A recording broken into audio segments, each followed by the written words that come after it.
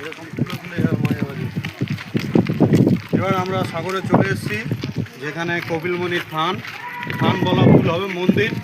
এখানে চলে এসেছি। তো আমরা এখানে অনেকজন এসেছি, তো আমরা একটু পিছিয়ে গেছি, উই হ্যাভ অলমোস্ট লেট। তো যার জন্য আমরা একটু পিছিয়ে গেছি। এখন দেখতে পাচ্ছেন সানলাইট কতটা গরম, তো সেটা আমি কতটা ঘুরিয়ে না চওড়া করে, সেটা আমি বলে বোঝাতে পারবো না। তো এখন তো আমরা পদযাত্রা করছি, মানে পরিক্রমা করছি বলতে পারি।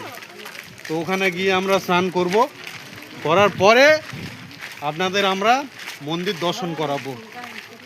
Thank you guys.